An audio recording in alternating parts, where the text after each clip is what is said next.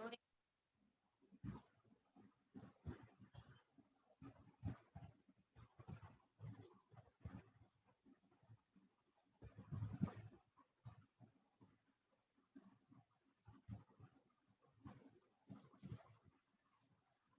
just want to confirm, last class we have completed till Milwaukee brace, right?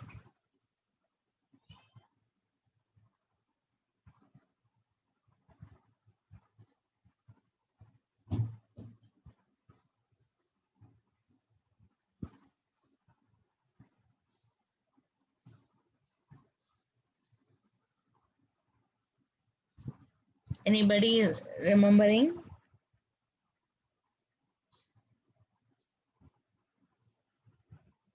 Okay. So today, I think almost everybody have come. Only two more left. So we will start the class because I have a meeting by 3:30, exam board meeting. So I have to leave by 3:30. Okay. And I was not able to upload any of the slides or any of the recordings because we have very poor net connection in the campus. So I'll try to do by today or tomorrow. Maximum they have given us time till tomorrow. So most probably by tomorrow I'll be able to upload everything. Can you all hear me clearly?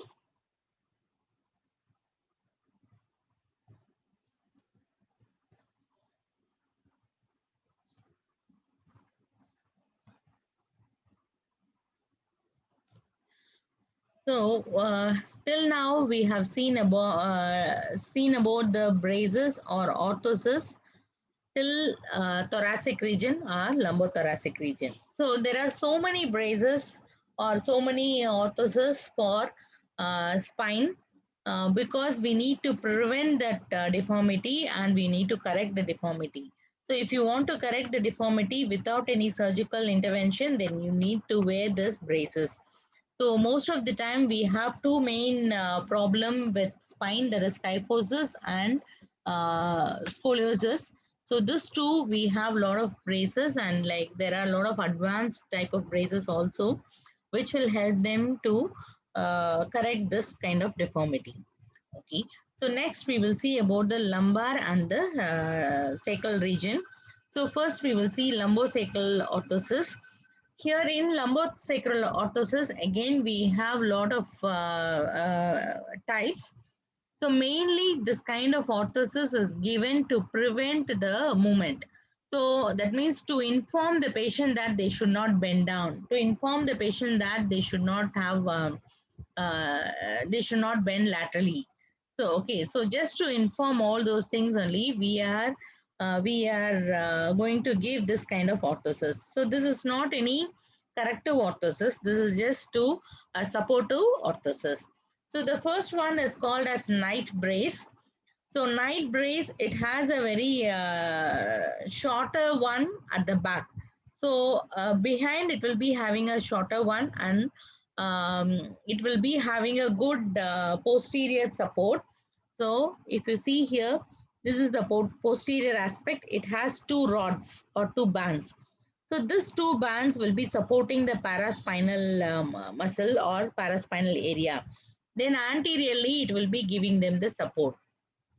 So like the concept of this braces, or like the concept of any lumbosacral braces, the like if any person has tummy or bigger abdomen, the abdominal muscles, because it is very loose, it will be pulling the spine anteriorly, and that will increase the lordosis, or that will that will reduce the lordosis, or that will pull the lordotic curve forward.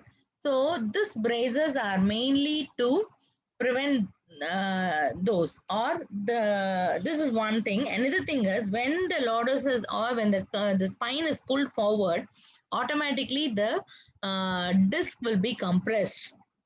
Okay, so the disc will be compressed so much that it will be in a compressed position for a long time, and the disc will undergo prolapse or bulge. Okay, so these are the two things that will be happening in the when the person is having bigger abdomen or bigger tummy. Okay, so the concept of this lumbosacral orthosis is to prevent that. So that's why all the lumbosacral orthosis, if you see, it will be having a comfortable anterior support. So this is the comfortable anterior support. So when you tie all the Velcro straps properly, this will push the abdomen, or this will hold the abdomen in a proper position. When the abdominal muscle is holded in a proper position, automatically it will not give any force in the spine. Okay, so that is the concept of this orthosis. Is that clear? So that's why even if it is used for back pain or disc prolapse or disc bulge, it will be having only two rods in the back. So this is supporting the paraspinal muscles. Then anteriorly, it will be having a bigger support, so that completely it is holding the abdomen. Is that clear? So same wise, lateral also it will be having the metal strap to prevent lateral flexion. Okay, so mainly here they need to prevent lateral flexion, extension, and anterior flexion. So that is the concept. So do you understand the concept now? Okay, I repeat again. So whenever a person has bigger tummy or bigger abdomen or loose abdominal muscle, the abdomen will be pulling the spine forward. So when it is pulling the spine forward, it will reduce the lordotic curve. So this will cause undue pressure over the spine, over the disc. Okay, so when there is a lot of pressure over the disc, automatically it will lead to prolapse, or it will lead to bulge or some other problem. So to reduce that, you need to have a good anterior support brace. So when this anterior support brace is supporting properly, automatically the intra-abdominal pressure will be higher, and there won't be any pressure over the lumbar spine. Is that clear? So then it will be able to maintain the upright position. So like this, we will be able to reduce the pressure over the disc and reduce the problem due to problem on for the disc. Okay. So this is another kind of brace. So the first one, if you see, it will be it is made up of rods and just a material that is covering the rod. But here, if you see, it is made up of semi-rigid plastic. So it is a semi-rigid plastic. It will be molded according to the shape of the lumbar region. So it is a molded one. It is molded according to the shape of the lumbar region, and this will help you to reduce the scoliosis. Okay, so according to the patient height and body structure, they will be making it. This will be a tailor-made one. So they will be making it with a semi-rigid plastic, so that it completely supports the lower trunk, and it will prevent further scoliosis. Okay, so this is very useful in case whenever they have only one single curve scoliosis, you can use this kind of braces. So indication for these two braces is low back pain, spondylolisthesis, intravertebral disc disease. So spondylolisthesis is also because of undue pressure over the lumbar spine. Okay. So uses of this orthosis is it will remind the person to avoid unwanted movement. So sudden bending, sudden extension, sudden lateral flexion, all those things will be prevented by this kind of brace. Okay, then another thing is like the person. So if the person is like wearing for some time, automatically the person will have the motion control. So here, if you see, they have the strap and the metals.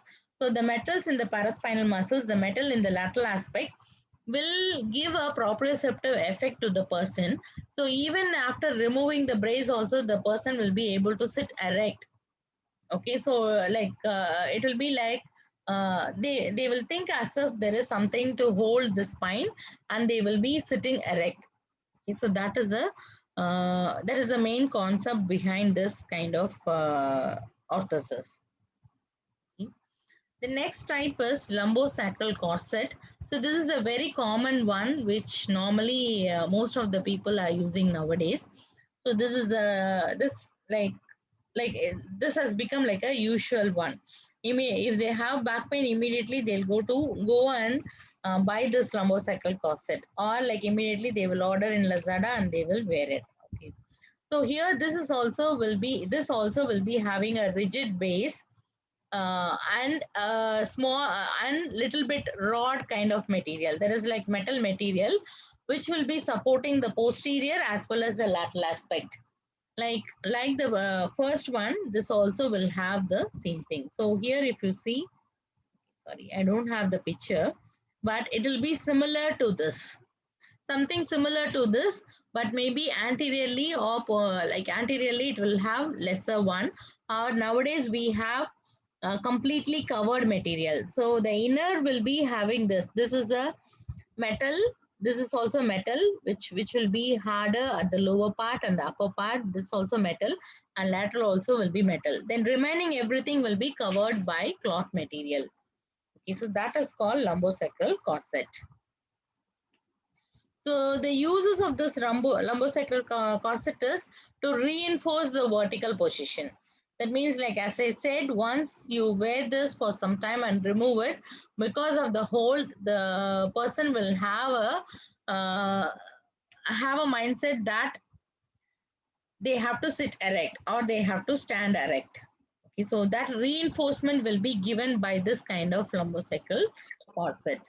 So other indication is like if the person has osteoporosis, if the person has any lumbar spondylosis, malignancy, bad posture, spondylolisthesis, lumbosacral strain, sciatica. So all these are indication to wear this lumbosacral belt.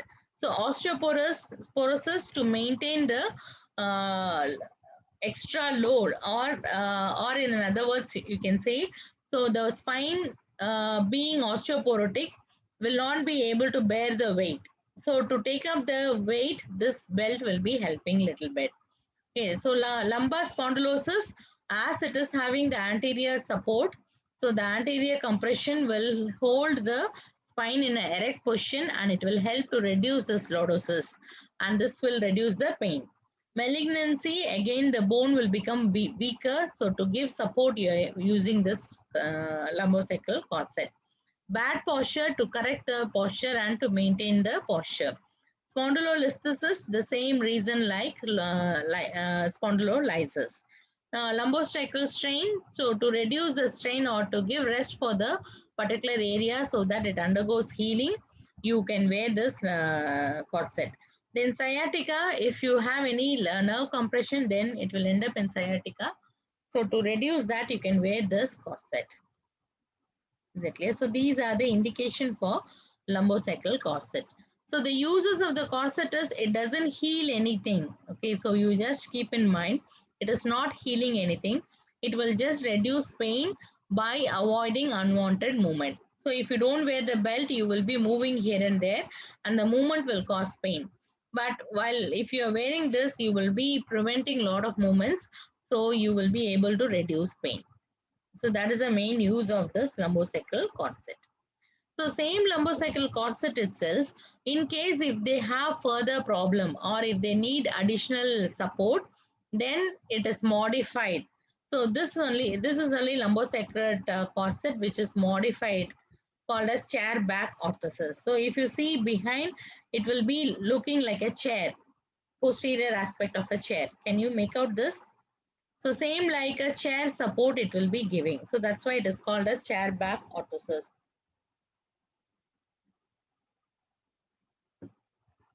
In case if you need additional support along with the pelvis and the thoracic, then you can go for this kind of orthosis.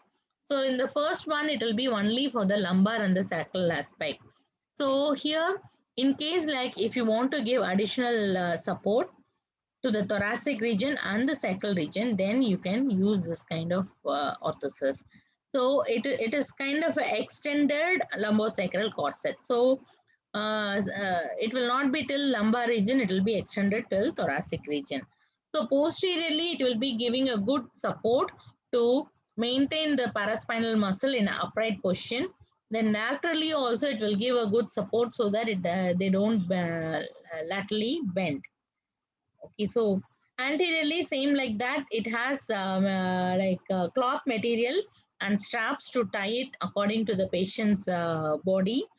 Then this tying will be supporting the abdomen so that the abdomen doesn't pull the spine in the anterior direction. Is that clear? So indication for this is low back pain, immobilization after lumbar laminectomy. In case if they have undergone any lumbar surgery like laminectomy or anything, then they will be using this kind of braces. Then it will limit the flexion from L1 to L4. And if they have any instability also, they can use this. Degenerative disease or spinal stenosis, disc hernia, lumbar spine fracture, spondylolisthesis. For all these conditions, you can use this. So when you use this, it just gives a support and it just reinforces the person not to bend too much or not to bend anteriorly or posteriorly. So this support itself will help them to cure the problem. So next is Williams brace. So here if you see same kind, but they have reduced the posterior support and uh, they have given the.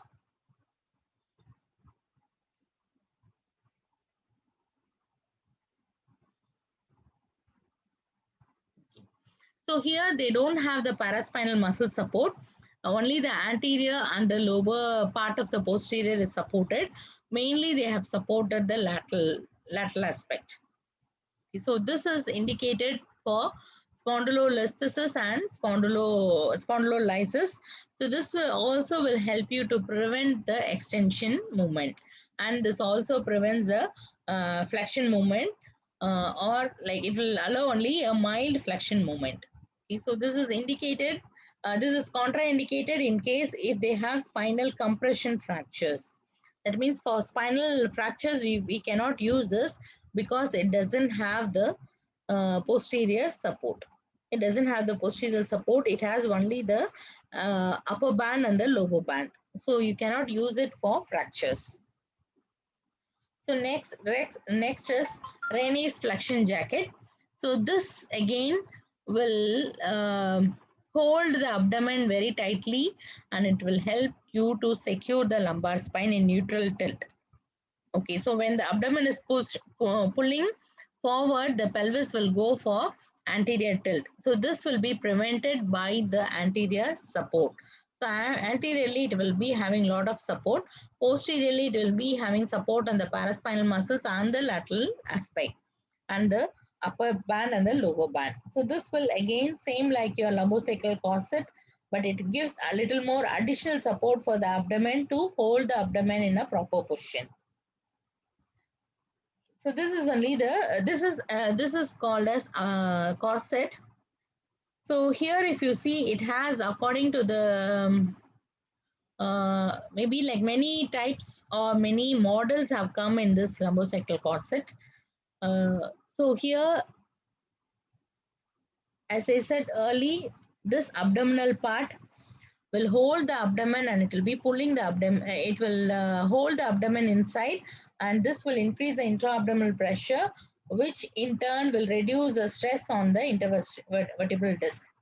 So this will help you to hold the spine in neutral position, and this will help you to reduce the back pain or reduce other spinal problems. So this is rigid LSO, which will be given in case of post-surgical immobilization, in case if they need post-surgical immobilization, in case if they need any immobilization after a fracture or anything, then you can wear this kind of braces. This will help you to limit flexion and extension and also rotation. Okay, so completely there won't be any little bit of flexion and extension also in this kind of brace. So in the lumbosacral corset, what will happen? It will allow little bit of flexion and extension. But here there won't be any flexion and extension. So this is in case if you have any problem with the hip, then they will be using this LSO with hip spica. So sometimes they might along with the spine, they might have some pelvic instability or the hip dislocation or anything. So if they want to support the hip, pelvis and lumbar, then they will be using this rigid LSO with hip spica. So this is especially given for kids who have dislocation fracture in the hip joint or who has fracture in the pelvic. So for those people, this kind of spica is given. So it is same like the previous one, but it has an additional extension for the lower leg. So this hip spica will support the spine as well as the leg in a proper neutral position so that you will not have any movement at all and you will be in completely rest. Okay. The last type is sacral orthosis. So the sacral orthosis is the least one because normally when you are supporting the sacral alone, we will not be able to support much. or or in other words, like since the you will not be able to control the sacral movement alone. It will be either lumbosacral or along with the pelvis. Okay, so sacral movement alone will not be able to control much. So that's why it is this kind of orthosis is a very least preferred one. So this will just control the pelvic movement alone and it will give a support for the spine to sit. So in case of any pelvic fracture, then you can use this kind of orthosis, or in case of any sacroiliac pain. So especially for pregnant women, they might have the sacroiliac pain. So for those people, you can use this kind of belt.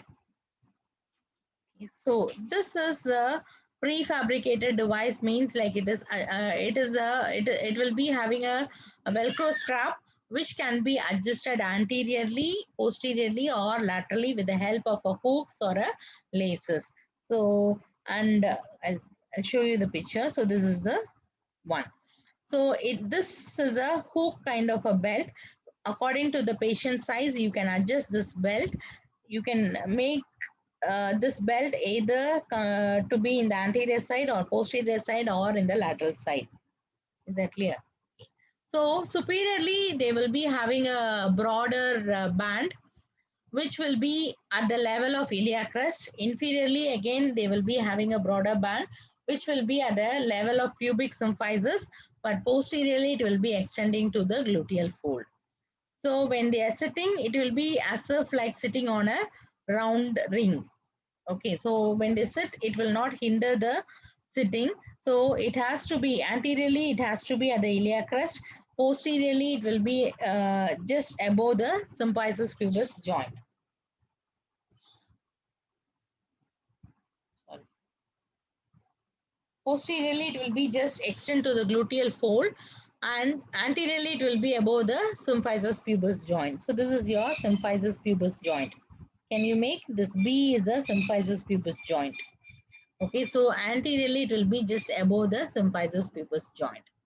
So when you sit, this band will not hinder. It will just hold the pelvis together. Okay, so when there is a pelvic fracture, if the person is walking, what will happen? The fracture line will move along with the leg movement. That is, if the person's right leg is moving forward, then the pelvis will move right side. One pelvis will move left side and one pelvis will move right side. So this will not allow the fracture to heal, and this will cause this will increase the pain to the maximum. So to reduce that, what we do was we give this belt and we hold the pelvis together. So even though if the person is walking also, the movement will start begin from the hip joint. The movement will not happen from here. The movement will be happening in the hip joint. So it won't affect the person problem. It will allow the healing of the pelvis. Okay, so that is a major concept of this sacral orthosis. So this sacral orthosis again, this is where for people who are having a fracture. But in case if they want to just give support, then they will be wearing this sacroiliac belt.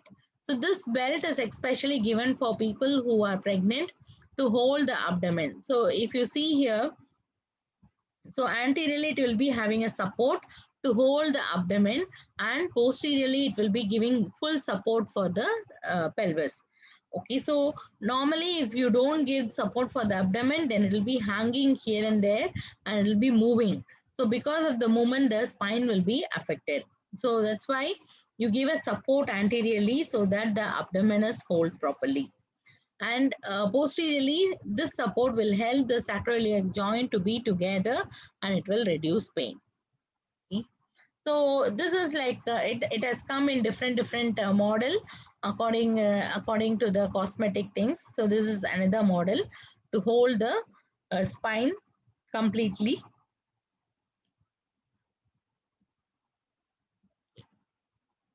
So that's all for the spinal orthosis. So if you have any doubt, then we can discuss.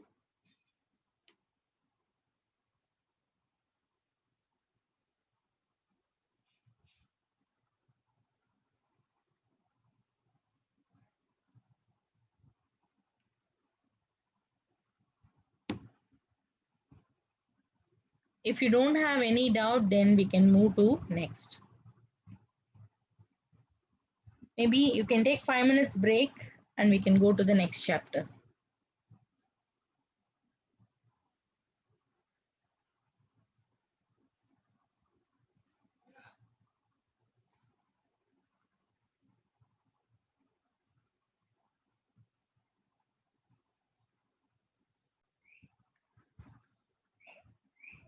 According to the R6 and R7 calendar, we are in the 4th week, and we have to complete this particular subject in 7 weeks. So I need to replace certain classes, otherwise I will not be able to complete it. So you can tell me any other days also. If all of you are okay, then I'm ready to take class tomorrow also. So you discuss among yourself and let me know. Okay. So I don't know about what is the festival tomorrow, and who is it a Muslim festival tomorrow?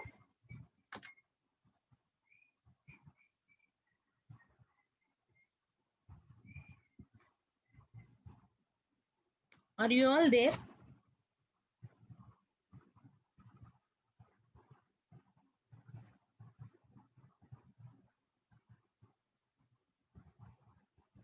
Or tomorrow is a Chinese festival. Okay.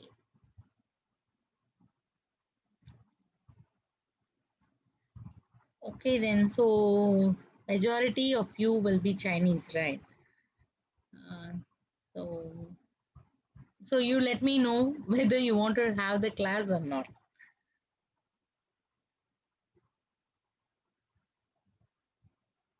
What do you mean by Vaisak Day?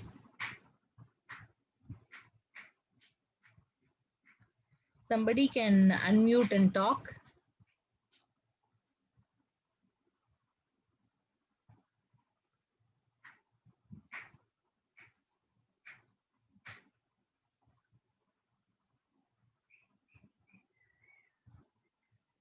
If no one knows what is Vaisak Day, then I think better we can have class.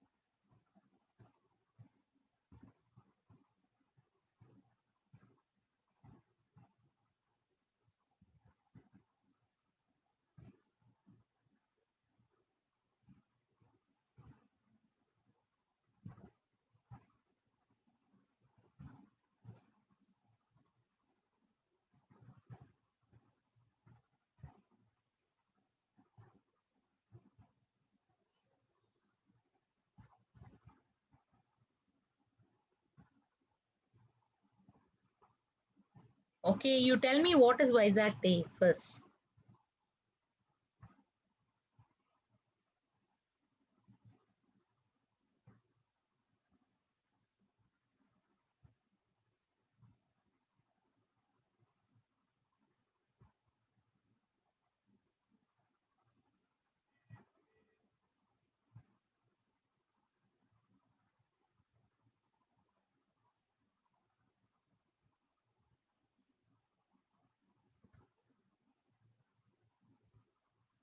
Oh, okay, okay. Okay, then I think like you can see in case if you are free and if all of you are okay, then you let me know, but you discuss among yourself. That clear. It is not like I'm not forcing you for the classes. We can also have on Saturdays, no problem.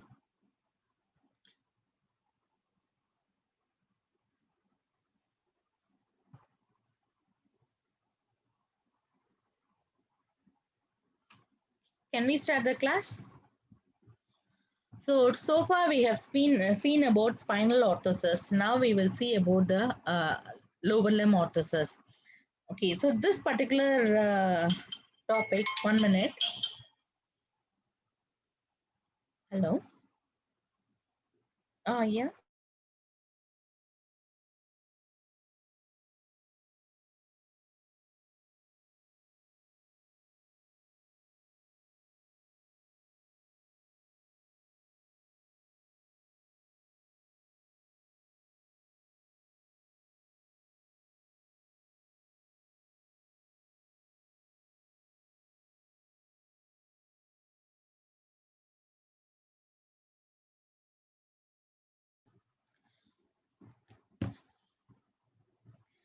Okay, so this orthosis you will be learning in all MSK. You will be learning in MSK. So I'm not going in detail about this. Uh, so uh, we are going to just know briefly about the outline, because in depth, if I'm going to see in depth, then it will take long time. We can't finish in 4 hours. Okay, so actually the complete topic has to be completed in 4 hours, which is not at all possible. But as far as possible, we will try to see as a outline. So here we are going to explain what are the various lower limb orthoses and its function. Especially we are going to see about the foot orthosis. So these are the types of lower limb orthosis. That is, as like spine, we will be having head and neck, then cervical alone, then cervical thoracic, then cervical thoracic and lumbar, like that. So same like that in the lower limb also, we will be having foot orthosis or shoes, then ankle foot orthosis, then knee ankle foot orthosis, then hip knee ankle foot orthosis, and trunk hip knee ankle foot orthosis. So basically this orthosis, all the orthosis will give you support. Okay, then it will help you to prevent the deformity. So the basic function of this orthosis is to correct the deformity, to prevent the deformity. To correct the deformity means already because of any disease or any injury, if there is any deformity, then you can use this orthosis to correct it or to maintain or bring back to the normal position. Then to prevent the deformity, in case if you feel that because of the neurological problem, the deformity might like there may be a deformity, so then you have to prevent the deformity. Then next is, in case like if you have any in case if you have any weakened muscle structure, musculoskeletal structure, then you have to use this to protect the structure. Okay, so to protect the weakened structure, we have to use this. Then we have to like unload a joint or a limb. So in case if you don't want to give weight bearing in that particular joint, then also you can use this kind of orthosis. Then if you want to give rest and immobilization like fracture or any other orthotic problem you want to give rest, then you can use this orthosis. Then you can use this orthosis to assist movement, provide feedback to the particular person that this joint should be in this position, or this joint should not be hyperflexed, this joint should not be hyperextended. Like this kind of feedbacks will be given from the particular orthosis, and the person will be able to reinforce his mind. So he will not do the wrong movement again. Then enhance gait, reduce pain, and to promote orthogenesis means that in case of fracture and other thing, it will help you to increase the orthogenesis process. So that means normally when you have a fracture, you will be putting the fracture limb in rest for some time. That is for 6 to 8 weeks, you will put the limb in rest. So during this time, there will be mild callus formation, but you need some weight bearing so that the callus formation becomes stronger and becomes like a bone. Okay, so that is called as orthogenesis, and this will be helping, and this orthosis will helping you to promote those kind of orthogenesis. Okay, so these are the functions of the orthosis, especially like it's like something kind of a general and also towards the lower limb. So this is your foot orthosis. If you see here, you can use this foot like shoes to correct the deformity, to modify the deformity, to maintain the deformity, or to prevent the deformity also. Okay, so we will see this foot orthosis in detail. So it has three types. One is rigid, semi-rigid, and soft. So rigid means it will not allow any movement. It will be like a fixed one. It will not cause any movement at all. Semi-rigid means it will be allowing little bit of movement. So that is called as semi-rigid, or very few amount of movement will be available. So that is called as little like that is called as little bit of that is called as little movement is allowed. Then soft, good movement and used for accommodation to the surface. uh,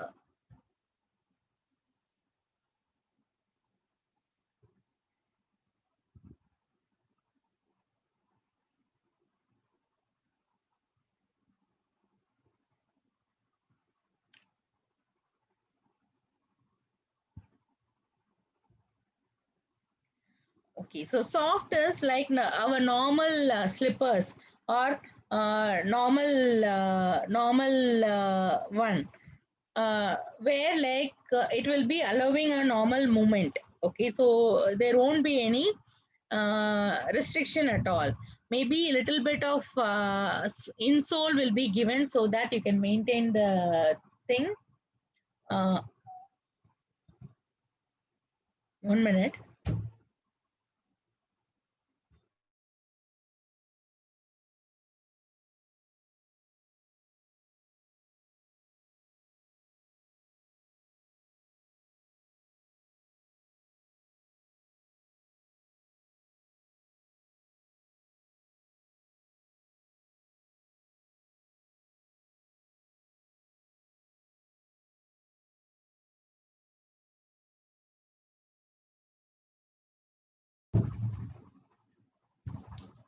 So this like soft will be like this, like you can use any kind of insoles and other thing, which will be giving a little bit support, but it will not prevent any deformity.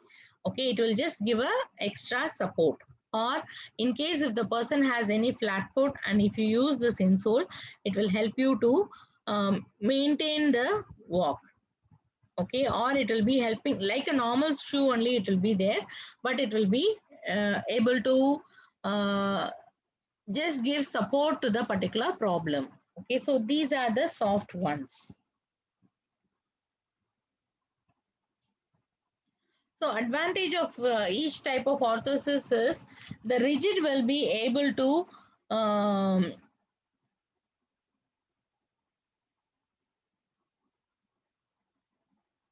the rigid will be able to prevent any kind of movement. Okay, so in case if you want to avoid complete subtalar navicular movement, then this rigid orthosis will help you to help you to stop the movement, or it will be helping you to control the movement. Okay, so this will help you to accurately position the subtalar joints. Okay, and it is most durable in sense it can be used for long term, and this definitely have to be tailor made, because it cannot be rigid, cannot be used as a ready made, so you have to make it as a tailor made. Okay, so next is semi-rigid. Semi-rigid means more accommodating to the patient. So it will be in between your soft and the rigid. Okay, so it will be in between the soft and rigid. So it will be helping you to allow little movement. At the same time, it will be helping you to prevent certain deformities. Okay, then next is then the other advantage is less expensive.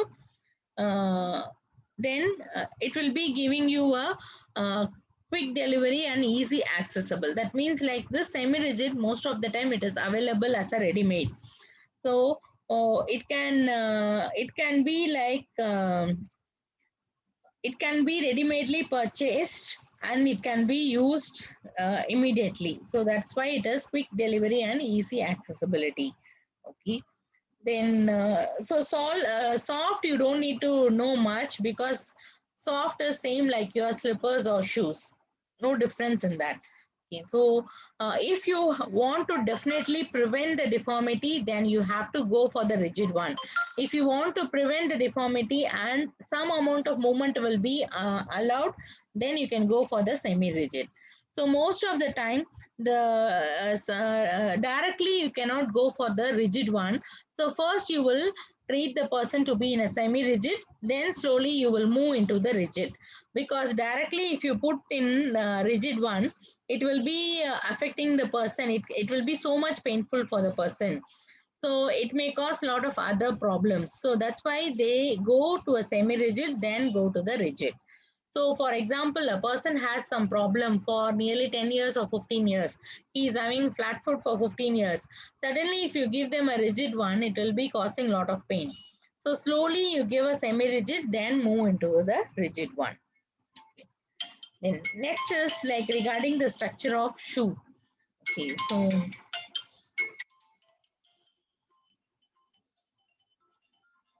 1 minute.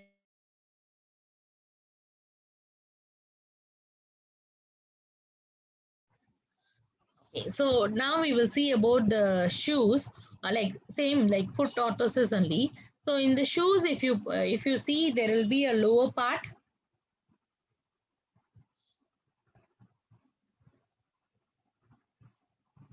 Okay, so here if you see, there will be a heel part. So heel part is a smaller one where your heel will be resting. Okay, so this is the heel part, or you can see here, this is the heel part.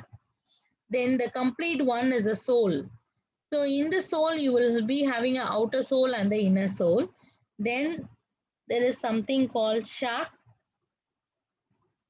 So the part which is holding the heel and the toe will be called as shaft. Okay. Then you will be having a toe box, or you can also say it as toe spring. So this toe spring, this area where you will be having all your toes will be rested. This area is where your heel will be rested, and you will be giving maximum effort. So in between area is called as shank. Okay. So your metatarsal area is called as ball. Okay. So metatarsal area is called as bar. So this is about the structure of the shoe. Then in the that is the lower part.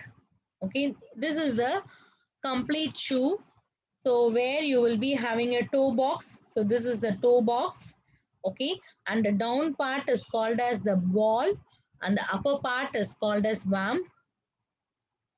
Then this part is called as shark. Okay, so in the upper part you will be having the lace area where you will be tying up the lace. Then you will be having a supportive layer that is called as tongue. Then you will be having the heel down, and the heel will be like continued as quarter. This is called as quarter, and this area is called as heel counter. Okay. So this is the complete parts of the shoe. So why we want to know the complete parts of the shoe? According to the problem, you can modify this parts. Is that clear? So according to the deformity, you will be modifying each and every part. So you will be able to modify each and every part. So that's why we are learning about the parts of the shoe. Okay. So these are the common deformities the person will be having. So we will see each and every one by one. So the aim of the foot orthosis is to transfer force to a in a proper manner. So if you are not able to transfer the weight properly, then you will have undue pressure on the affected area, which will be causing a lot of pain and a lot of problem. So when the force is properly transferred, then the problem will be reduced. For example, if a person is having any plantar fasciitis, so this problem I hope you know, like the problem will be under in the heel. So when the patient is weight bearing, the more amount of weight will be transferred to the heel and the toe. So to avoid that, we give them a different footwear called microcellular rubber footwear. So this microcellular rubber footwear will help you to dissipate the forces properly. Will help you to deviate the forces properly to all the areas.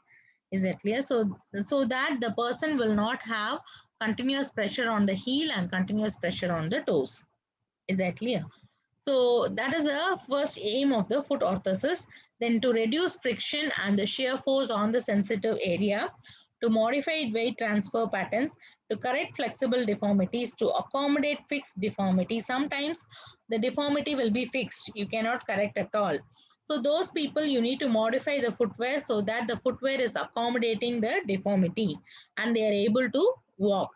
Then limit the pain, inflammation, and the unstable joint. So this is the aim of the foot orthosis. Okay, so advantage of modification is you have two types of modification. One is internal modification, another one is external modification. So internal modification, internally if you do the modification inside the shoe, it will affect the space. Is that clear? It will reduce the space. So you need to make the footwear little bigger, then you have to do all the modification inside. Okay, so that is a negativity. Okay, but when you see outward, it will be very beautiful. The shoe will be look very beautiful. Okay, so if you do internal modification, it will be so much effective. That means the person will be able to use it very effectively. The person will be able to uh, get a complete advantage of that particular modification in case if you are using internally. Okay, but only thing is it will reduce the space. To compensate the reduction in the space, you need to make the shoe little bigger. Okay. The next, like in case of external modification means it will not affect the shoe volume. The shoe volume will be like a normal shoe volume, but cosmetically it will appear little odd. When you are seeing from outside itself, anybody can make out that this particular person has some problem in the foot. That's why he is using this kind of modification. So that will be seen outside. Okay, so that is the negative point. That is cosmetically it will have some negative effect. So now you tell me what is the problem. Okay, so I don't want you to just remain silent. You can unmute yourself and tell me what is the problem.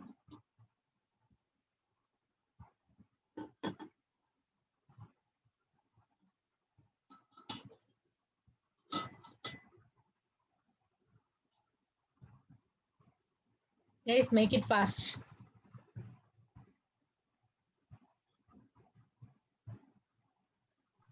Flat foot.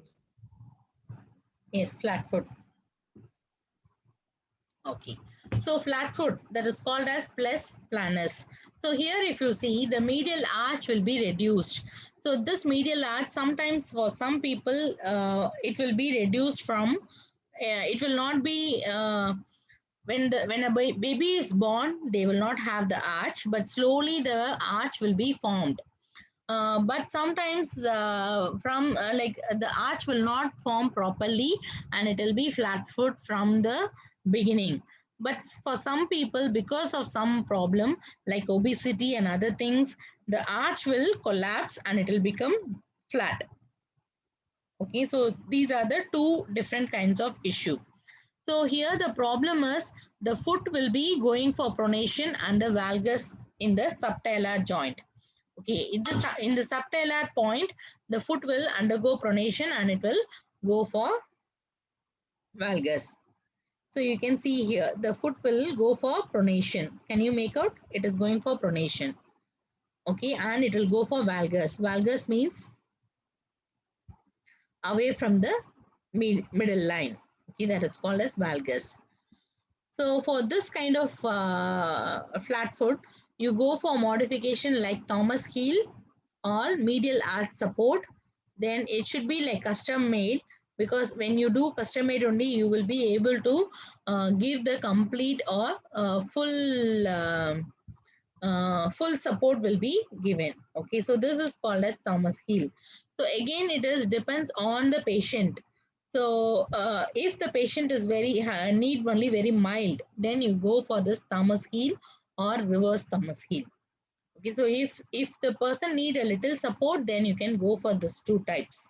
So here it has made here the heel is little bit elevated so that the arch is increased.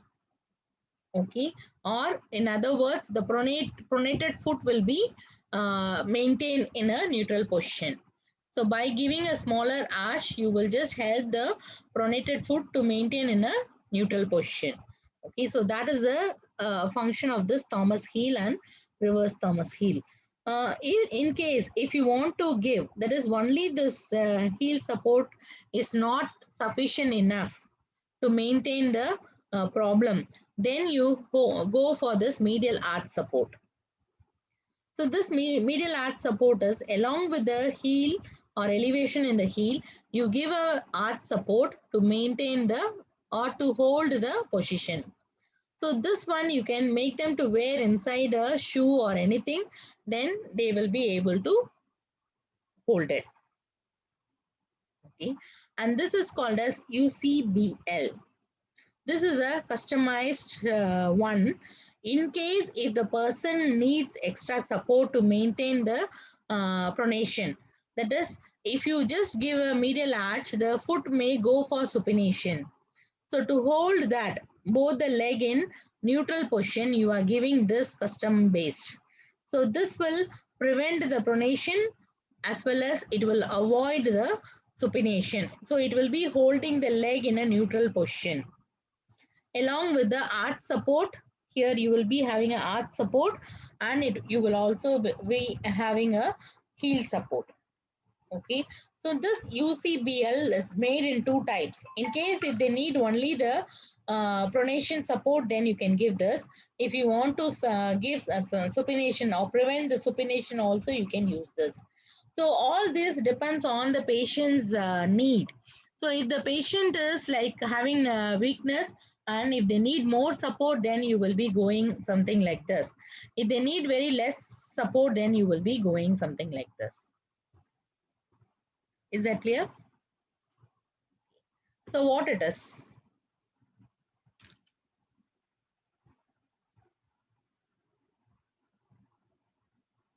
Yes, tell me what is this condition?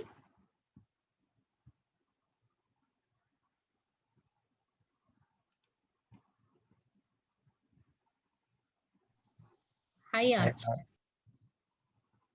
Is it high arch? What is the exact name?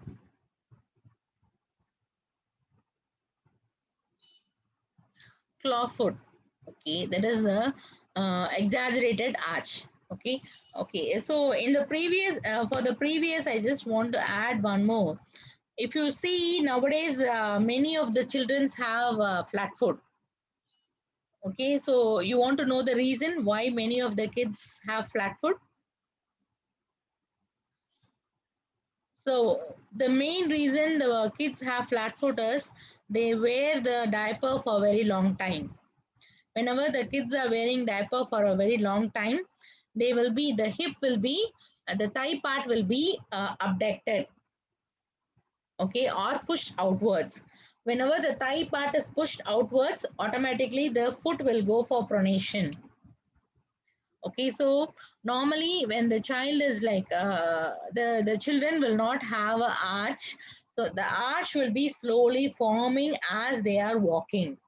But when they are in walking, during their walking position, or when they are practicing walking, if they are in diapers for a very long time, that is till the age of 3 years or 5 years, if the children are wearing diaper, then definitely they will be ending up in this flat foot. Okay, so that is one. Another thing is, whenever you are using a wrong foot for a long time, if you are not giving a good supportive shoe when the children are walking, then also you will end up in this flat foot. Then if the children are not allowed to walk or run in an uneven surface, then also you will end up in this kind of problem. Okay, so this flat foot is a very serious issue that is going on nowadays. And this flat foot will not end up in only flat foot. Slowly it will start affecting your knee, slowly it will start affecting your hip, then it will end up in scoliosis. Okay, so the simple problem will lead to a bigger issue. So we need to be very, very careful. Okay. So here, most of the time, this is like, it can be a neurological problem or it can be an orthopedic problem. So here, the weak dorsiflexors are overpowered by a strong plantar flexors. So that is the main reason why you have this exaggerated curve or pes cavernous. So here, the foot will be supinated. So in the flat foot, the foot will be pronated. So here the foot will be supinated. So you can see the foot will be supinated. So for this, what you have to do is you have to prevent the foot supination. Okay, so you have to prevent the foot supination.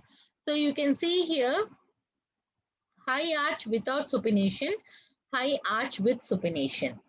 So you have to see according to the patient, you have to give. So you give a cushion effort to the arch to fulfill the arch so that it doesn't affect the other joint. Okay. Then if you want to prevent supination, you have to give something like this. This will help you to prevent the supination. Okay. So this is called as high arch with supination. Okay, so when you give this one, the patient will not undergo supination. It will be maintained in neutral position. This is high arch without supination. Okay, so cosmetically, if you see, you need to do an external modification. So it will be seen from outside. Okay. So now, how to find out whether they have this problem, flat foot and this one. So if you see their footwear, automatically you will be able to find it out. Okay. So if you see their footwear, automatically you will be able to find it out. That is, when you see the footwear, you can see the heel part. Either the medial side will be damaged so much, or the lateral side will be damaged so much. Okay, so you can see from that you can identify the problem. So now you tell me, what is this problem?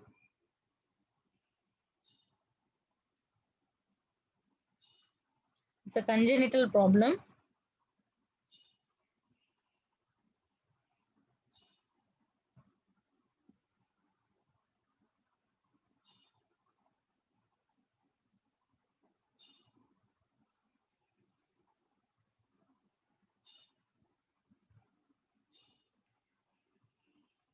Okay, so any idea? See, if you tell me, it will be easy for me. Otherwise, I have to open the chat box every time. What is the other name for that? Clubfoot? CTEV. So this is a congenital problem. So if in a women, if the uterus is very small and during pregnancy, if the baby is in an abnormal position or the baby is in a sitting position for a long time due to lack of space in the uterus, then they will end up in this kind of problem. Okay, so that is called as clubfoot or CTEV. So it is not a single joint problem, it is a multiple joint problem. So this particular problem is treated separately. Okay, or like it will be like joint, we will be treating them joint by joint. Okay, so we have to treat them joint by joint. It is not just like that treated. Is it clear? So here there is one more foot.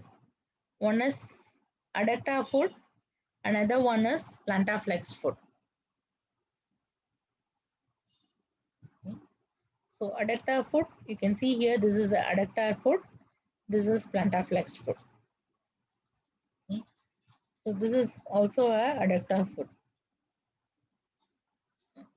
So the treatment is almost same because in CTEV you will be treating step by step and you will be giving them the splints.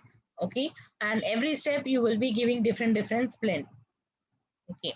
So first for the CTEV, you will be doing a stretching, and after stretching, you will be putting the person in this one. What to say? Like you will be putting them in a POP. So to maintain the stretch, they will be putting them in a POP, and slowly one by one, they will be correcting the foot. Okay. So for that, at last, once they have finally reduced all the deformity, then you have to give the kid a particular splint that is called as Dennis Brown.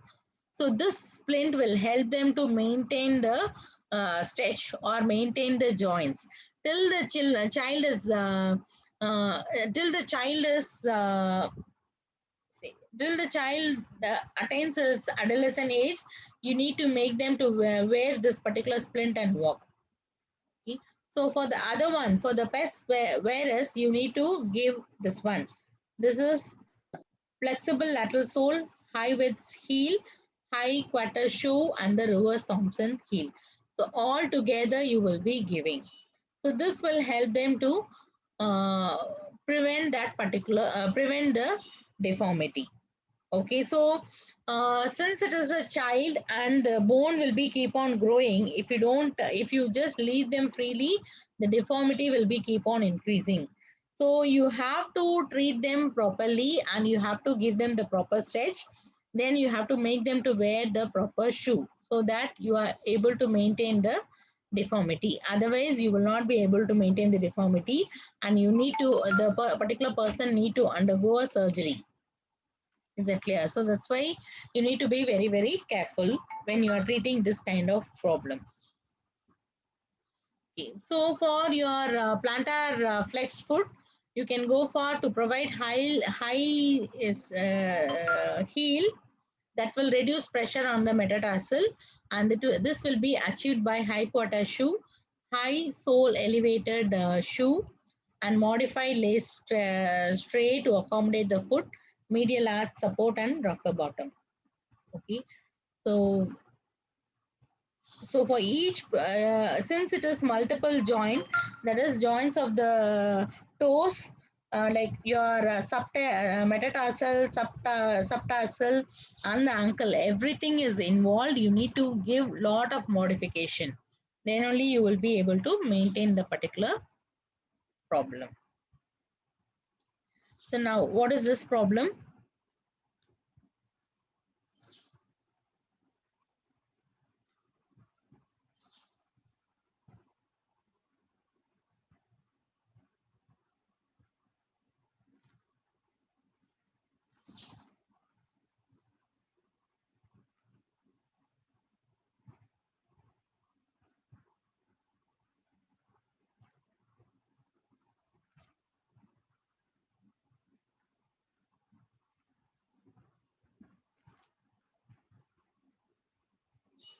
Is anyone, what is this problem? Calcaneus spur. Okay. This calcaneus spur. So here sometimes we will not be able to dissolve this calcaneus spur. In case if you are able to identify the spur initially and give ultrasound, you will be able to avoid it. But most of the time, you will not be able to avoid it. So you need to give any modification in the shoe so that it is not giving them the pressure at that particular point.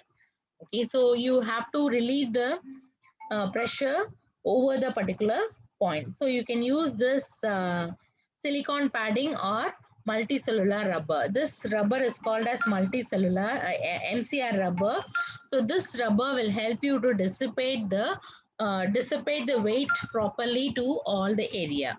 So in one area you will not have the pressure. So the spur mainly comes because of a continuing pressure over that particular point. So if the pressure is deviated to many points, then the area will the chance of increasing in the spur will reduce. So that is why we give with the MCR rubber sole. So you can ask them to put this inside the shoe so that you will not so that it will not be seen outside. So mostly this is the internal modification you can do. So nowadays we also get this in ready-made. But if you want a exact size, then you have to go for a customized one. So what is this?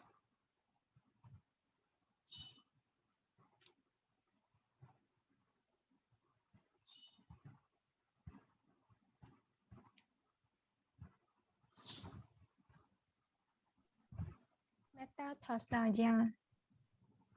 Okay. Metatarsalgia. So this happens because of the metatarsal head. That is, usually this will happen if you are wearing a very pointed shoe.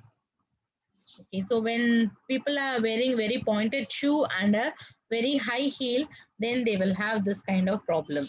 So when they wear a high heel, what will happen? The pressure every time will go to the metatarsal head, and that too if they wear a very close to shoes, pointed shoes, then the toes will be hold together. So the heads will rub each other, and it will end up in this kind of problem.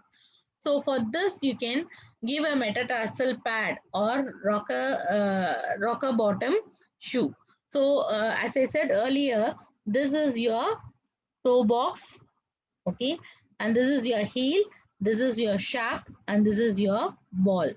Okay, so in this area, you have to give additional padding so that the metatarsal is not getting a lot of pressure. Okay, so you can also go for a rocker bottom. In this rocker bottom, what will happen is when you go for a heel strike, automatically or immediately you will have a heel like toe off. Okay, like a it will be like a rocker. So once you put the heel, automatically it will rock and it will come up. So this will reduce the pressure over the metatarsal. Okay, so this is also another one. This is the metatarsal bar, okay, which will be given inside the shoe. This is the rocker bottom shoe. Now, so what is this?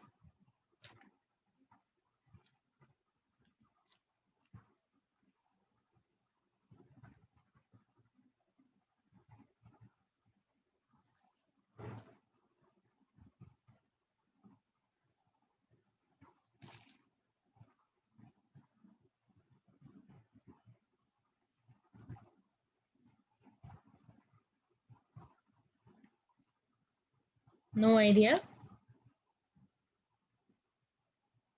Okay, so these are all like because like a pressure ulcer.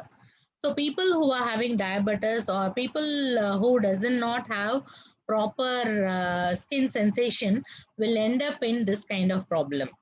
Okay, so this is called as diabetic ulcer or this is called as any pressure ulcer. So because of undue pressure, the if the patient doesn't have proper sensitivity, then they will end up this kind of problem.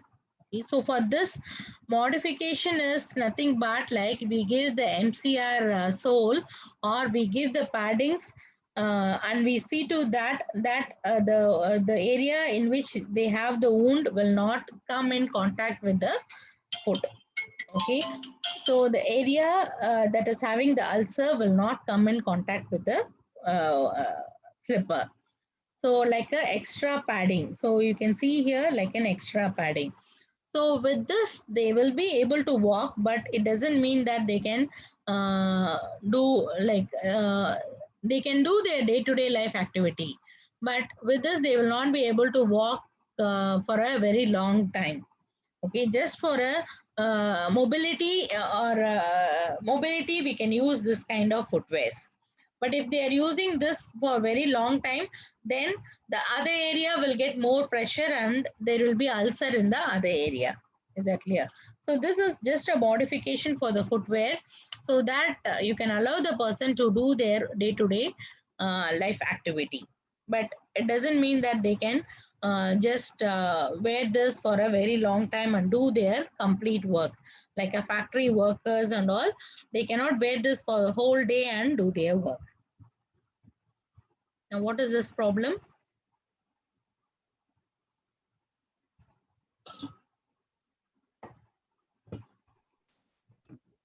Bunion. It is called as like hammer toe. Again, this is also because of wearing a closed foot toe, closed shoes, or wearing a improper shoes. Okay, so when you are wearing a footwear which is having a very closed shoes, then the foot will be hold like in this position. So because of that, the greater toe will be deviated towards the midline. Okay. So for this, the modification is like you can give a divider. So you can give a divider and hold the greater toe in the particular position. And you can also ask them to wear shoes or slippers which is having a divider in between, or uh, which has a hold for the toes, greater toe. Okay. So what is this?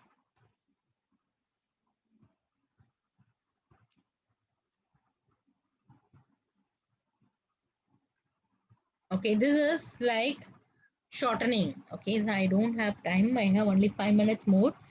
So this is shortening. There is one like limb length discrepancy. So for this, you have to go for foot modification. If the limb length discrepancy, I'm not going in detail, if the limb length discrepancy is only half inch, then you don't need to do much. But this, even this half inch will have some problems. Okay, if the limb length is between half inch to 1 inch, then you have to go for a internal sole modification. If the height difference is higher than 1 inch, then you have to go for an external heel support. Okay, so external heel support means something like in the shoe. If you see, they were one shoe will be a little bigger, having an extra heel, another shoe will be normal heel. Okay, so internal sole means in one shoe you will modify the sole, another shoe will be normal. Okay, so to manage the height, you have to give this modification. Okay, so any questions?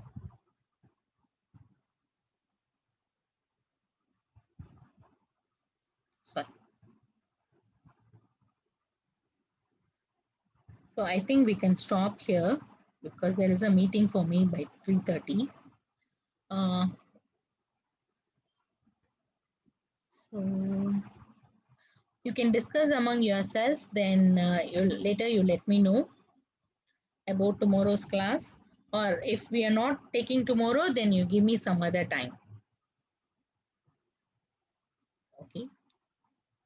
Okay. Thank you. Like I hope the campus internet will get settled by today. Then I will be able to upload everything by today. Thank you.